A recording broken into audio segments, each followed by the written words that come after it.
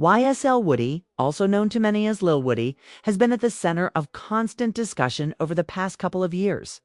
Not because of his music or artistic contributions to the Atlanta rap scene, but largely due to his involvement in the infamous YSL RICO case that shook the hip-hop world.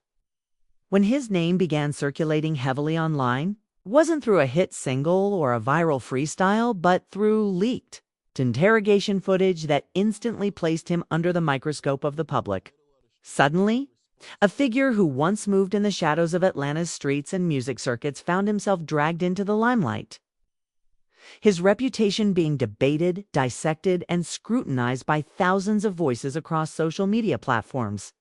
His testimony and alleged cooperation with law enforcement in relation to Young Thug and the sprawling YSL RICO trial turned him into a controversial figure overnight. People labeled him with one of the most dangerous tags in the hip-hop and street community: a snitch. That word alone has ended careers, broken friendships, and even sparked violent retaliation, because in rap culture, especially within Atlanta's gritty underground loyalty is valued above nearly everything else. And yet, even as these accusations surrounded him, Woody seemed to carry on with his life, sometimes defiantly, sometimes quietly, but never able to escape the shadow cast by the trial.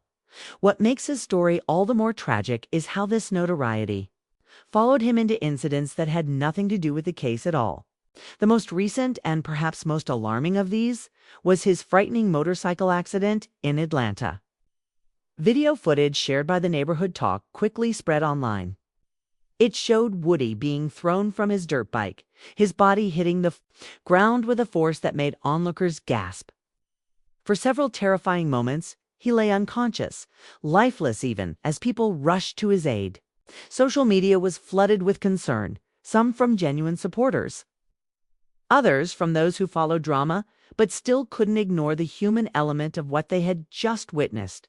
When news broke that he had been hospitalized but was in stable condition following medical treatment, there was a collective sigh of relief, even among some who had been quick to criticize him in the past. From his hospital bed, with a neck brace securing him, Woody addressed the situation in a raw, heartfelt way. "God gone, protect those that do the work of the Lord," he said, his voice carrying both exhaustion and conviction.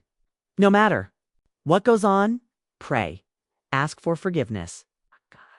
Will come through and protect you at all costs, even in a time of pain."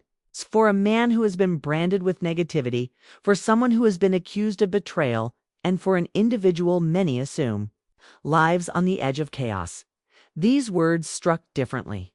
They revealed not just the fragility of his circumstances, but also a glimpse of the spiritual framework he seems to lean on when the weight of the world feels too heavy.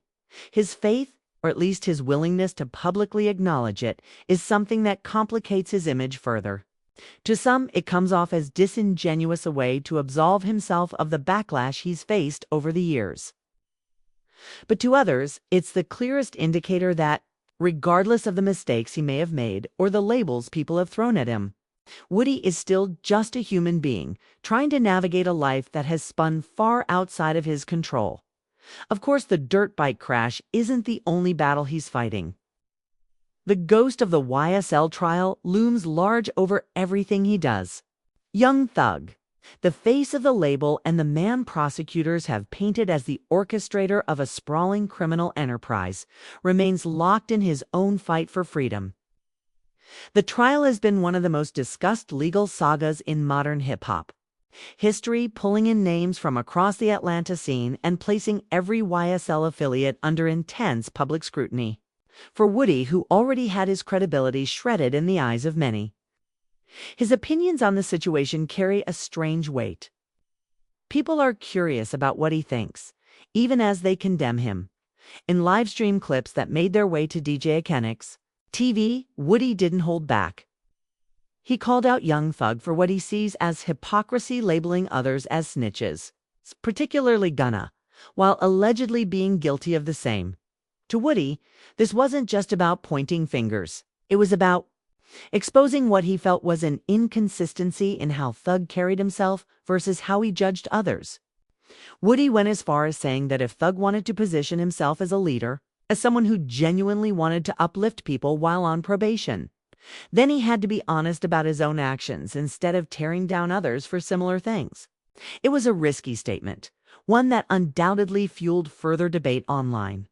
Still, he tempered his criticism by saying that he hoped Thug wouldn't give people a reason to root against him, despite the bitterness.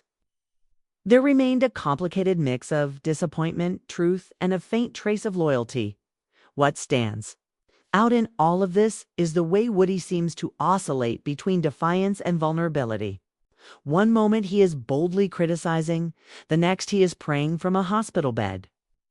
This duality reflects the complex space he occupies, part street figure, part spiritual seeker.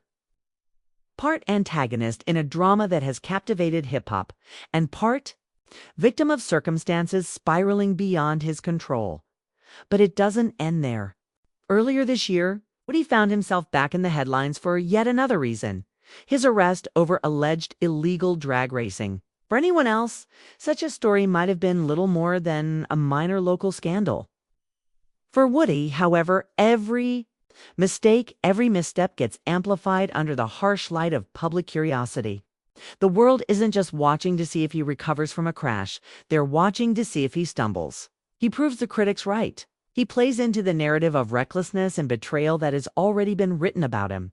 And that's the burden he carries. No matter what he does, whether he crashes a bike, speaks on faith, or calls out hypocrisy, everything is filtered through the lens of his alleged cooperation with law enforcement. For some, he'll never escape that label, no matter how many prayers he says or how many times he insists on positivity. For others, especially those who have faced similar accusations or seen loved ones caught in the justice system, Woody represents something more complicated: a man trapped in the impossible space between loyalty, survival, and redemption. The reality is, YSL Woody's story is still unfolding. His recovery from the motorcycle crash is just one chapter, one that may serve as a wake-up call to reassess the path he's on. His words from the hospital bed show that he's aware of the fragility of life, that he knows every decision has weight, that he feels the pressure of God, fate, and public judgment bearing down on him.